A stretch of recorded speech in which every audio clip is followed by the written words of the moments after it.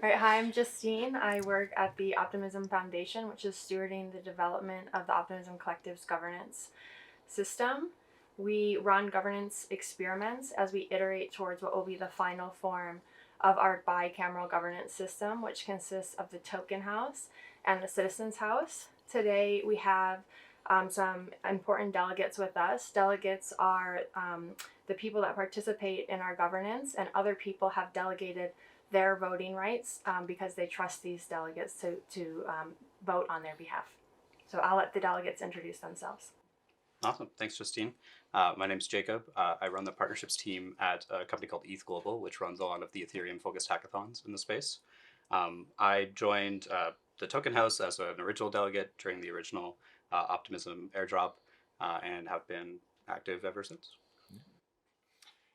Hey, my name is Alex Cutler. I'm one of the co-founders of Velodrome, and we're the leading DEX on Optimism. I think, as a team, have been involved in governance from the very beginning, but I've only recently taken the role of delegate as part of the protocol delegation program, which I'm sure we'll get into a bit as part of the conversation today.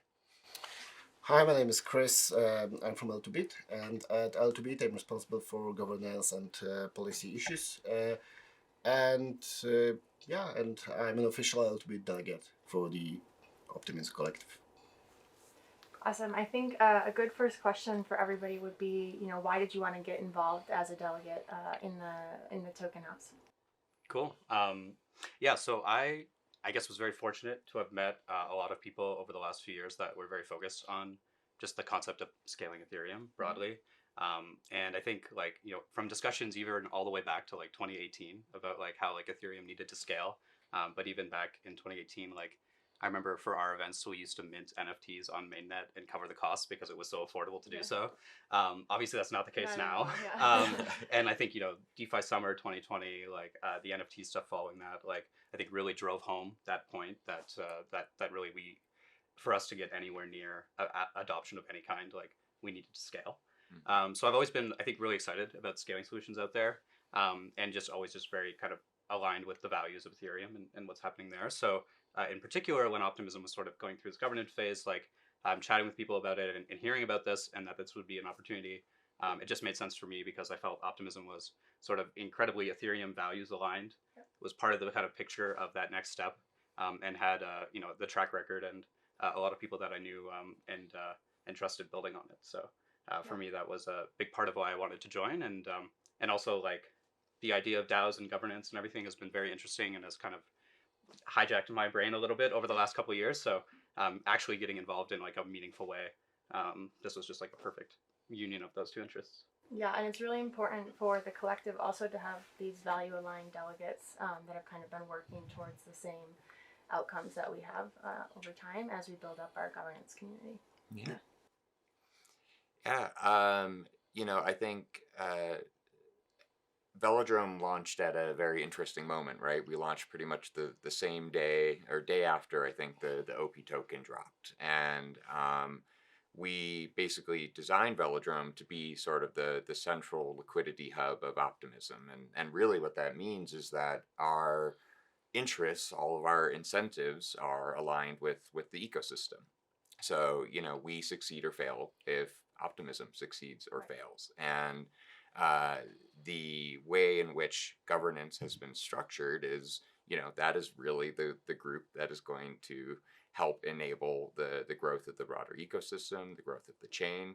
And so it was very important for us from day one to be very involved in the sort of governance process. And we've had a number of members of our team that have worked very closely on governance issues. And I think we've also just been hopefully very involved in the sort of continuous refinement of the governance experiment, because we think all of the protocols, of course, that are kind of the lifeblood of the ecosystem, they need to be deeply involved in these issues of sort of the evolution of the chain, of the allocation of resources, to ensure that the ecosystem is growing, sustaining, and so we wanted to be sure that we had sort of a seat at the table, and that we, as many of our sort of team members as we possibly could, closely engaged in governance issues. And I think that's been just a highly rewarding activity for us so far. It's been amazing to watch also governance evolve. It's been evolving very quickly. Yeah, so one of the things we do in Optimism Governance is something called a reflection period. So we do this at the end of every voting season, and that's where we take feedback from delegates and then try to propose new initiatives or make changes based on their feedback. And so some of the programs we're going to talk about today kind of came out of those reflection periods. Yep. So in our case, as L2Bit, we strive to be the watchdog, independent watchdog for the community. And same as we monitor and analyze protocols from the technical perspective, and we fact check the claims, and try to keep all the protocols accountable. We would like to also do this in the community and public debate area as well.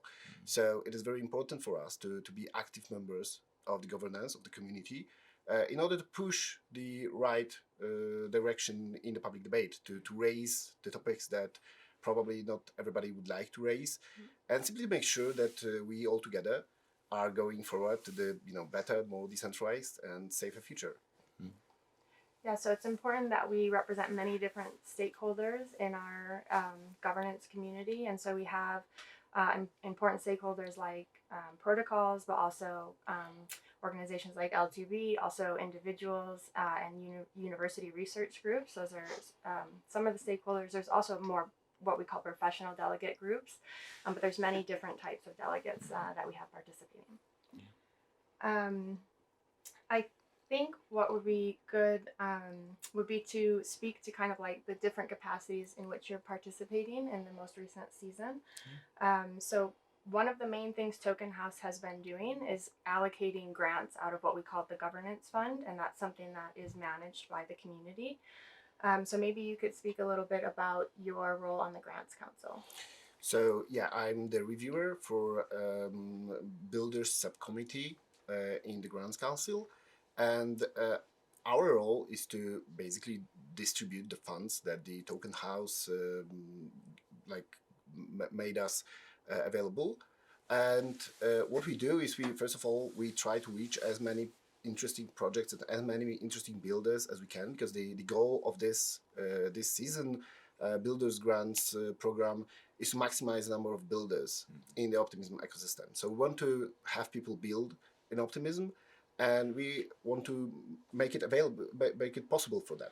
So we reach out to all the interesting projects that we think should be at least should be interested in those grants. We invite them to apply. We also help the proposers to structure their proposals, because our mission is to basically help them make the best proposal they can. Of course, aligned with our goals, aligned with the goals of the program. So we help them sometimes restructure the proposal, sometimes to think about it from the different perspectives, so it matches all the limitations and also all the specifics of this grant program.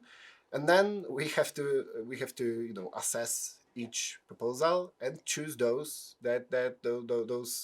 lucky ones that will receive the grant. And that's not all, because afterwards we also are thinking about how to keep those projects accountable, how to help them actually, because it's not about gotcha and trying to seize those funds. We want to help them actually succeed with their projects, and because if they succeed, we'll succeed. So that's our mission. Yeah, so the Grants Council, as you can tell, is doing an enormous amount of work.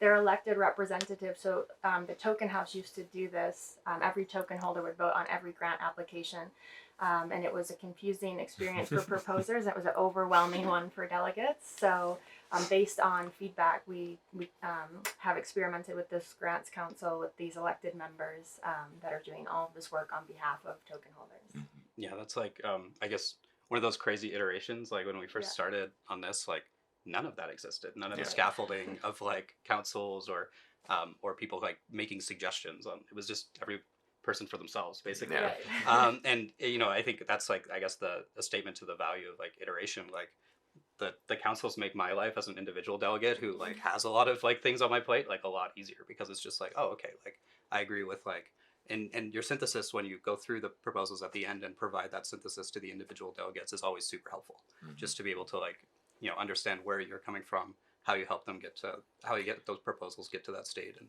Yeah. and what the future looks like for them. And I would like to repeat, because it's very important for everybody to understand that it's not just, you know, assessing the proposals. We go into the discussion because like we want them to actually succeed with getting the proposal. It's not that we are holding the funds. We want to redistribute them, and we want as many successful projects as possible.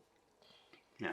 Yeah, the overarching kind of goal for the governance fund and the token house is to grow and cultivate the ecosystem, and so everything these delegates are doing is kind of like with that as the end goal. Alex, I think it would be cool if you could talk about the protocol delegation program, which is something that was also introduced for this most recent season based on feedback from protocols that they really wanted a way to participate in governance and to create an avenue through which they could do that. And this is one of the things I would say, like, kudos to the like spirit of continuous improvement, right? Because I think in some of the early rounds of governance, of course, it was super critical, and there was just an influx of interest, right? Because all of these protocols that were interested in building on ETHL2 sort of showed up and said, hey, you know, we would love some help to bootstrap. Here's our grant proposal. Everybody sort of discussed it, wrangled with it. But one of the things that was difficult, I think, was for those of us who were members of existing protocols in the ecosystem, right? Velodromes, Synthetics, Thales, and others, that we didn't feel like we had maybe as much of a voting influence, right, as we'd like to. We're all invested in the success of the ecosystem, and we want to be sure that, you know, we can sort of vote to grow it, sort of channeling our own perspective. And so the idea of sort of protocol delegation came because you guys sort of looked at, said, let's take a look at the top performing sort of protocols in the ecosystem based on a few key KPIs. Let's allocate them or delegate to them basically a portion of voting power, so that when major issues come in front of governance, whether it's, you know, a major protocol upgrade, whether it's, you know, voting around grants or other issues, that basically the biggest stakeholders in the ecosystem have a say, right, in that process, have a vote. And so I think that was just very helpful to us, right, to be sort of given that grant. And I know I've heard it from all of our protocol partners as well, right? I feel like they truly have a seat at the table now. And so you have that blend of individuals, right? You have the blend of organizations, that blend of protocols, all bringing their voice together, right, and weighing these like significant governance questions. Yeah, one of the important things that Token House votes on are protocol upgrades, which obviously, you know, have a big impact on the protocols that are building on top of the network. And so the protocol delegation program is a temporary program for 2 seasons, but what's very important that's happening right now is the Bedrock upgrade proposal. And so this program kind of spans the period of time where that upgrade will be voted on. Jacob, I think it would be great. We've talked a lot about Token House, but your Token House delegate, that's also a representative in the Citizens House, right, participating in Retro PGF Round 2. Mm-hmm. So it'd be great to hear about your experience working with the Citizens House. Yeah, sure. So yeah, I just got inducted in like the last couple of weeks, so I'm like kind of ramping up on as much documentation as possible. I also kind of have experience from the first round of Retro PGF that happened as actually a recipient. So ETH Global itself is effectively a public good as well. We don't charge people to attend our events. We never have, and we hopefully never will. Yeah. But you know, to be able to kind of get additional funding to support that is really critical for us. So that was really helpful to be a part of as a project, Retro PGF 1, and to be a recipient of that as well, and being able to chat with the badge holders in that round as well about just sort of what we're doing and how we want to kind of use those funds and stuff like that. And so that was really, you know, it was awesome to be a recipient, and like it made a big difference to like get a grant like that. So that was really, really helpful. And then yeah, so basically I was excited to be offered a position to be a badge holder for this one as well from somebody who is a badge holder in Retro PGF round one. I guess they got to add a new person as well, and they luckily chose me. So I feel very fortunate for that. And yeah, I mean, having been on the receiving end of one of those grants, I know like kind of how much of a difference that can make. So I'm really excited to kind of like look at all the different projects. I know there's like probably close to 200 or so projects to review, which is going to be a lot of work, but I'm excited for it. And yeah, I mean, just be able to kind of help, fund public goods, fund like give people credit for the work that they've already done. A lot of this aligns like really well with just like the things that I care about in the space as well. So I think there's like a lot of opportunity to identify key players that otherwise might not be getting what they actually deserve for the amount of impact that they're creating, right? So I'm excited to be able to kind of find those gems and allocate a portion of the Retro PGF round accordingly. Definitely. No, that's awesome that you were a Retro PGF recipient and now you're a badge holder. We have some other examples of that, and this is also kind of how we grow the ecosystem where we have grant recipients. Actually, we have a grant recipient who's now building on-chain voting infrastructure for the token house, so we kind of start to develop these relationships that grow over time. Yeah, it's amazing to see. Yeah, awesome. I think it would be interesting to hear some of your thoughts on how you're evaluating the grant proposals on the council. Yeah, so we have a very structured process for that. I don't want to cover it all right now, but I invite you to go to the links of our builders subcommittee. They made great job actually documenting all of it. But basically, we have some criteria on which we evaluate the project, which concentrate basically around how aligned is this project with the goals of our program? Like, is it actually going to bring more builders to the Optimism ecosystem? How aligned is the project with the Optimism? Like, we want to award those projects that are actually clearly aligned with Optimism, that are building on top of other Optimism projects, or that are building on top of OP Stack, and so on. Then we are also, of course, evaluating those projects in terms of likelihood of success. Like, are they going to succeed? Is this proposal valid? Like, does it seem reasonable to assume that they will actually make it?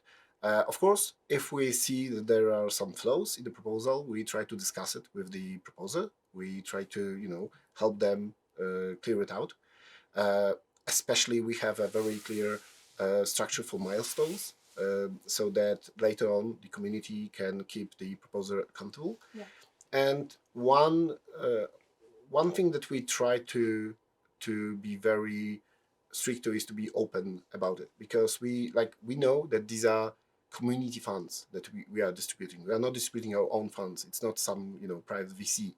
We are representatives of the community. Yeah. So we want to keep everything transparent, open. And for example, we had some cases where the project wanted to share something with us that they didn't want to go public with. And like, our policy is not to do such stuff, because we want every community member to be able to assess this project the same way we do. So for each project, we do this assessment table that we put all the comments about why did we score this criteria in such a way. So we try to be as open as possible. But the important part that I would like to repeat once over and over again, it's not just to judge those proposals. We want to help them to make it as perfect as possible, so that we are able to provide them with those funds, because we want them to build. Yeah, I do think you've done a great job. I think this is one of the most transparent grants councils. So if you want to look at any of their meeting notes or what the rubrics for scoring are, all the proposals are actually posted on the forum as well. So everything's kind of happening out in public in the open. And I like to add that we are also hosting office hours every week. The time differs sometimes because we want to, for example, cover all the time zones, so that everybody has a chance to discuss it with us. But we are open to discuss the proposals even before the proposers submit their applications, so that to clarify all the requirements, to help them actually understand how it works and how to pass all the limitations that we have. Yeah, no, it's great work. It would be good to get your perspective on how. I don't think voting has started for Retro PGF 2, but Not yet, yeah. Do you have any frameworks in mind for how you'll evaluate projects? You said there's 200, so that's a lot to go through. Yeah, there's a lot. Yeah, I should probably set some time aside to set up some like really great formal frameworks. I think like to Chris's point, like it's pretty impressive to see like this like virtuous cycle between like sort of the iterative nature of like governance from the optimism side, plus like the inputs and structure that like the grants councils like build around themselves to like help coordinate. Like that's really impressive. Maybe I should definitely take a look and like draw some inspiration from there. I think on the retro PGF side, in a way, like I already have some framework from like just like years of doing Gitcoin grants and stuff like that, and thinking about kind of allocating, in that case, personal funds, but also like just generally allocating net goods for the community and making sure that they get benefits from us. So I think already kind of very familiar with like the concept of just like actual like kind of grant funding from that perspective. Right. So yeah, I think for this kind of upcoming round, really like what I'd love to try to look for is projects that are like maybe like a little bit less kind of like popular or like well known in the space. Like maybe they like don't have the marketing person that's like really getting their brand out there, but nonetheless are like actually like committing or like contributing like actively to like some, whether that's like a very niche thing or a very broad thing. Like I think that's important. But honestly, like there's a lot of value in small projects that like no one really hears of that are building really niche things that are like really actively contributing to that piece of the ecosystem. And I think I'll try to be looking for those like kind of star candidates as much as possible. Although if they also aren't very well known, it's also very hard. So it's like a lot of extra reading.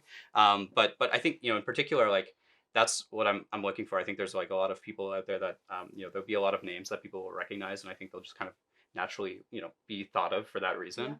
But definitely like looking for people who are creating a lot of impact even in a very specific niche, but that might just be as deserving as any other project in the space. So. Yeah, go ahead. If I can add to it, like one of the things that I love about the things that we are doing, both grants and retro PGF, that we allow for experimentation. Like, and that's something that we also put a lot of focus in when analyzing our grants applications.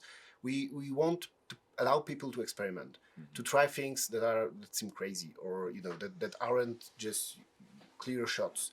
Because if somebody has a clear shot of doing something that is obviously going to succeed, they have lots of different sources of funding that they can try. But if somebody is trying to do something crazy, something different, we want to make them try. We want to help them be able to experiment, because that's all about innovation. We need to experiment a lot.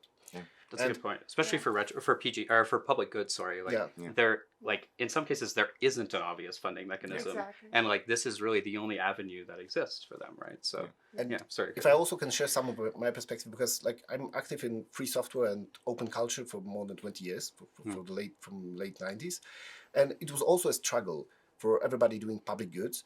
It was also always a choice, like whether you want to feed your children or contribute to society, whether you want to do something dull but something that pays profitable, that pays the bills, or do you want to do something that is actually valuable for the whole community. And I think that like what is awesome in what we are doing here in Optimism, that actually what made me join L2Bit and help them do it, is that we have this amazing opportunity to solve this issue of funding public goods in a better way than we did traditionally.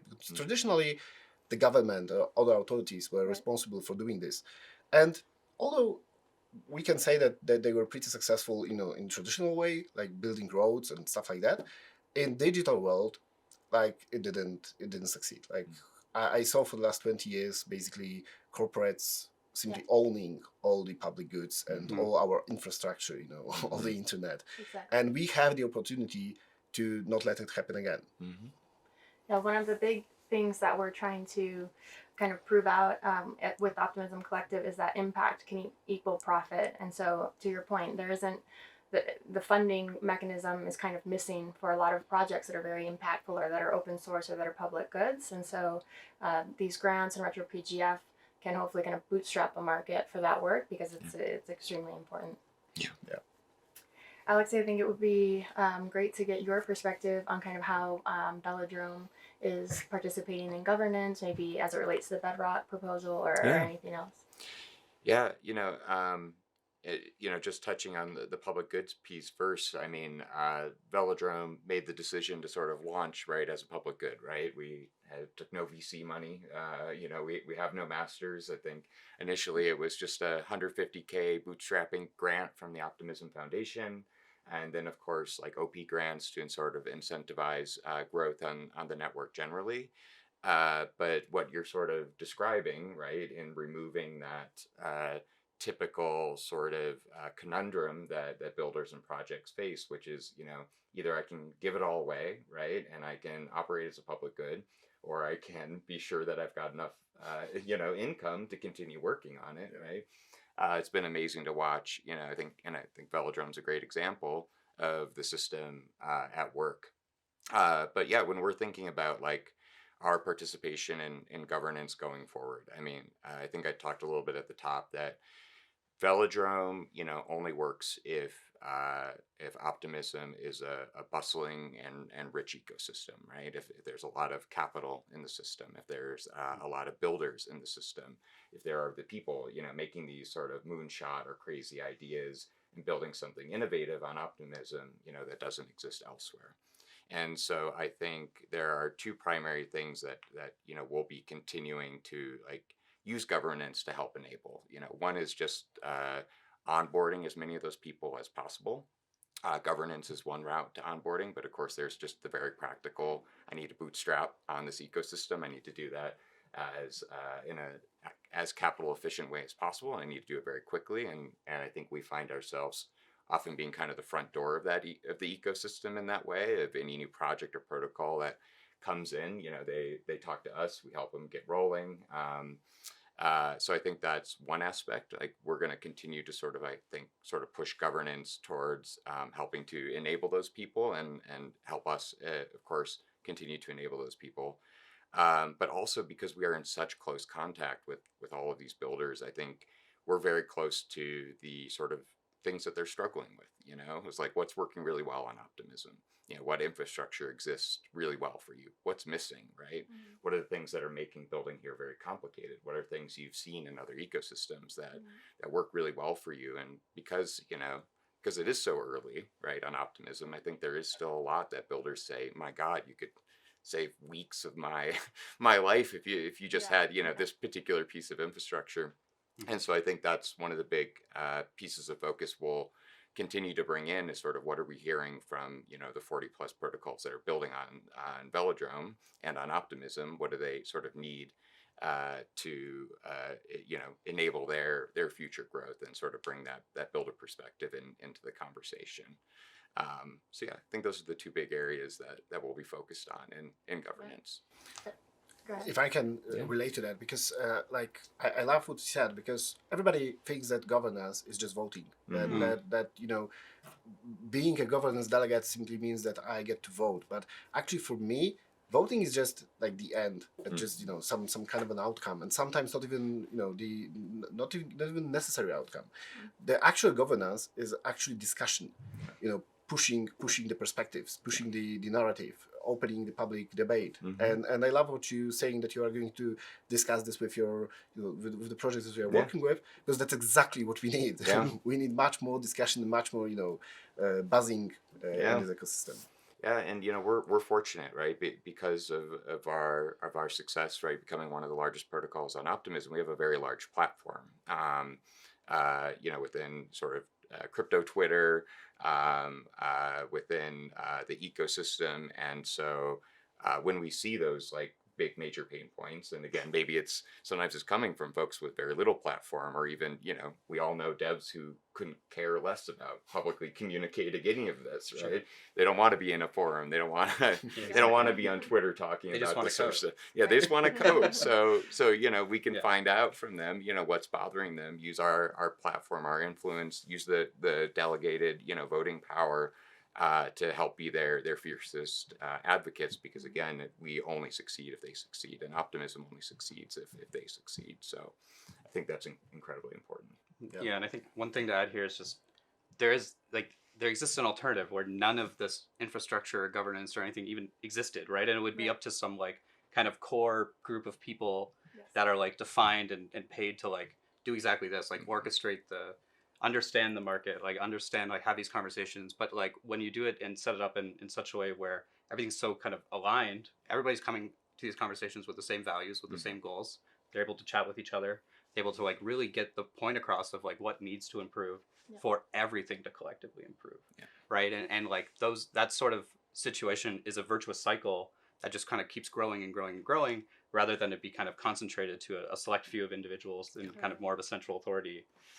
So like it didn't always have to be this way, but like Yeah. the benefits of it being public and open and kind of this public governance forum, it is an incredible alternative to kind of what you would do traditionally. Yeah. Absolutely, yeah, and the ability to scale is much greater, and Exactly. to get these unique insights that this group of centralized people that are all basically the same stakeholder are not going to have. So Yeah. I think one of the things the Grants Council is working on and that we're thinking about for season 4 is how to put forward these requests for grants or requests for proposals that are a little bit more kind of like of a pull system as opposed to a push system. So to date, people are just proposing the ideas they have for grants, but there's not been guidance on like, what would be really useful to build for the Optimism ecosystem. Mm-hmm. And so hopefully we can provide a little bit more of those, of that guidance. And by we, I mean the delegates. Yeah, sure.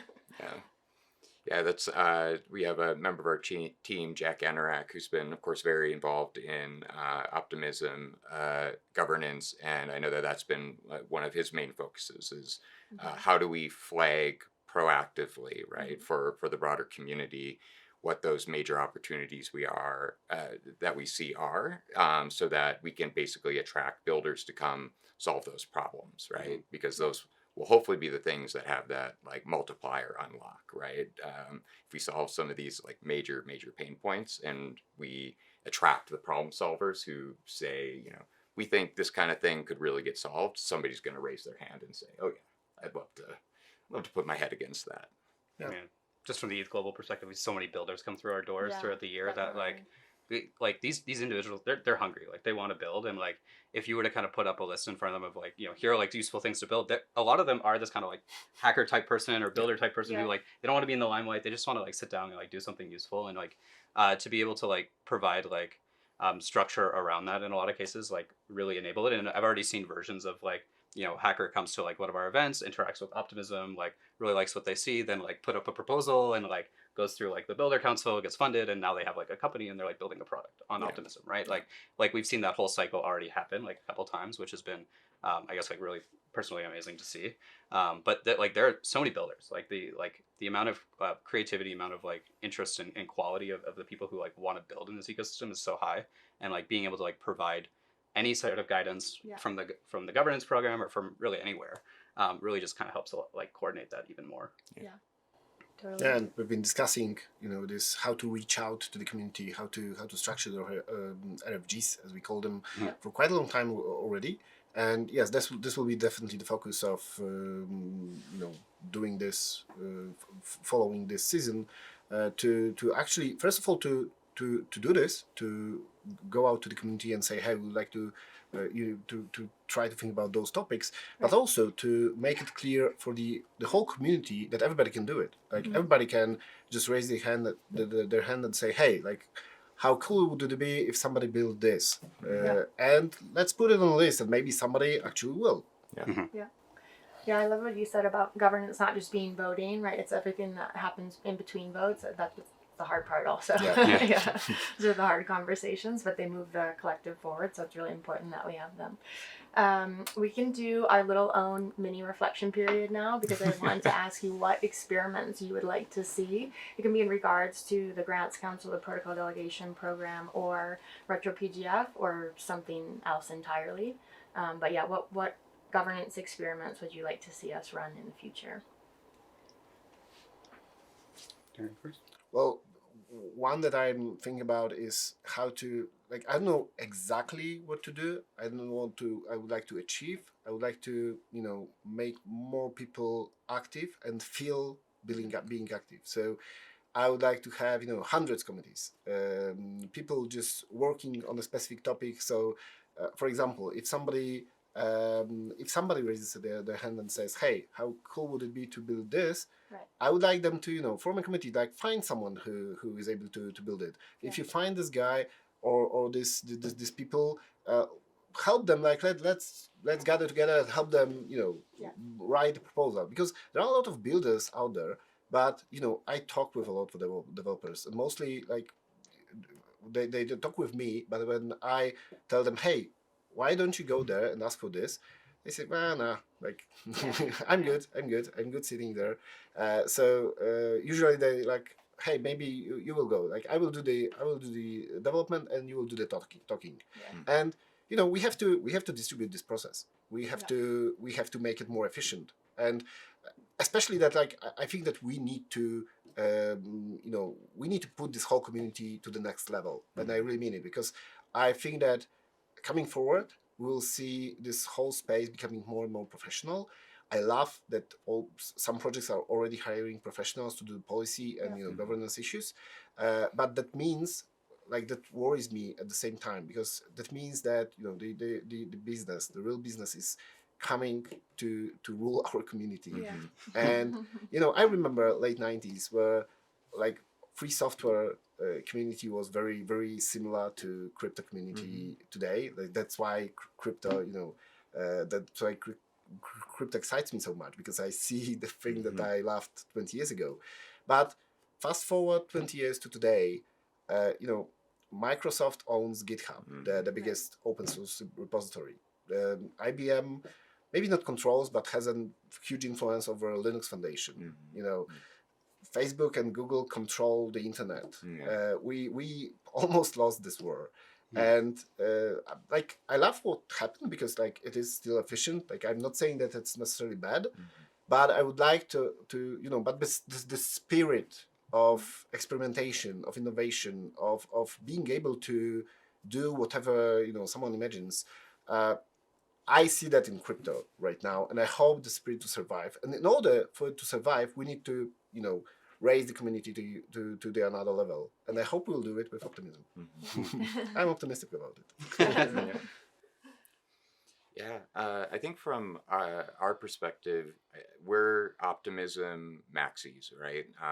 As I've said, like, our incentives entirely align with the ecosystem. We believe in the values, the ethos of it. We think they're doing Ethereum layer 2 scaling the right way. I think governance is just one of many examples. I think the super chain is also incredibly exciting.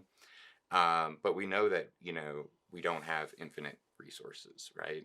And that this growth moment that we're experiencing, facilitated in part by incentives, won't last forever, right? So it's incredibly important that we get it right. And I think when we've looked at the success of granting so far, and very much in that spirit of experimentation to date, right? I think there have been grants that we've seen that are truly jet fuel for the ecosystem, right? Every $1, sort of spent in an incentive is getting us 4 to 5 times the impact, right? It's jet fuel. I think we've seen, a lot of more middling, right? Like, maybe some positive indicators, maybe some negative ones, but maybe it's not doing a ton. And then, of course, we've seen some, unfortunately, just black holes, right? Where money went in, something happened to it, didn't really feel the impact, and now we are where we are. And so I think for us, because we are such growth maxis, we want to continue to see the governance system optimize as much as possible for those sort of jet fuel like projects, because I do think we have this window, and it's great to see the narrative finally shifting, recognizing what optimism is doing. I want to see us capitalize on it so that, if we come back here next year, right, and we're talking about optimism and governance, and there's just no question that we're the leading, layer 2 scaling solution, right? It's no longer even a question. And I think, we've got to be very selective, because we've seen Alt L1s do this wrong, right? Get it wrong. They had their moment in the sun. They attracted a lot of that activity. It wasn't sticky. A lot of money was wasted, right? But I'm very optimistic about that, right? And the pace and the speed of the refinement and the innovation to get this stuff right is happening very quickly. But yeah, that's what I want. Every time we issue the grants, let's make sure they feel like that kind of jet fuel like moment for the ecosystem.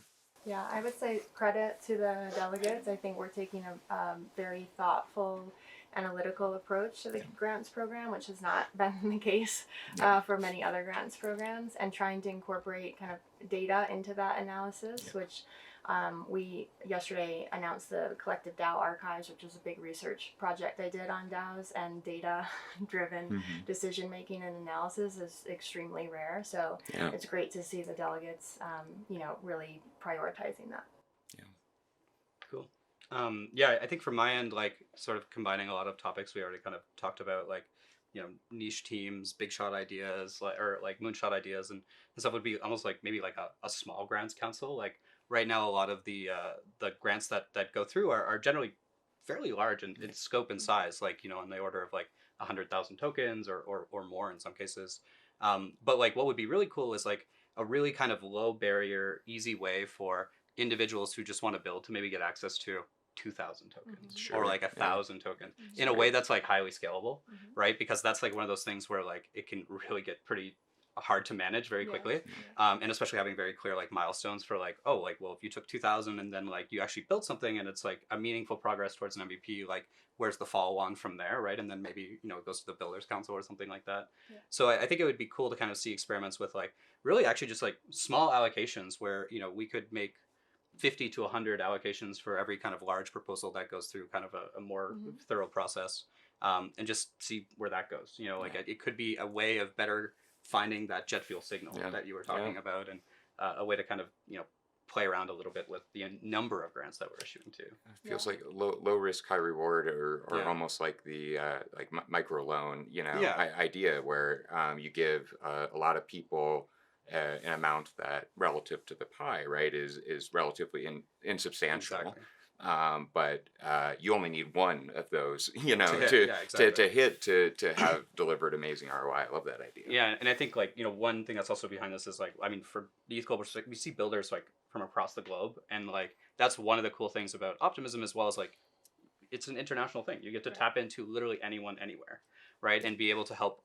Whether somebody grabs a grant in New York City or grabs a grant in like Bangalore, India, or like Lagos, Nigeria, like it's all the same to the actual DAO, right? So like that's an amazing opportunity too, because not everyone needs the same amount of startup capital. Right. Not everyone needs the same amount of everybody kind of has that opportunity to build, and like being able to like give people the small grant to like start and then kind of see where that snowballs to. Right. Just feels like a really natural way to tap into the ecosystem around the world, basically. Yeah, especially that, speaking about grants, our builders grants are meant to maximize the number of builders in the community. That doesn't mean that somebody has to do software. Somebody can do a meetup or a series of meetups or, hackathon, things like that. And I totally support your idea of having the micro grants, because they not only, like, first of all, it could be more agile. We could be, low barrier, less scrutinized in terms of assessing the validity of the proposal, but also it would put a good structure for what somebody is thinking about when he's thinking about this grant. Because when somebody sees a grant for 50,000 tokens, they already have in mind, okay, that needs to be something, something serious, something huge. I don't want to waste the time with my 2,000 OP proposal. And we don't want people think like that. We want them to think, hey, let's make 10 to 1,000 OP proposals. Exactly. Yeah, that's cool. Right. See, the delegates bring all the ideas. No, we don't have to do much. Great. I think maybe to close, if you want to give any advice to people that might be interested in becoming delegates but aren't already involved in the community on how they could get started.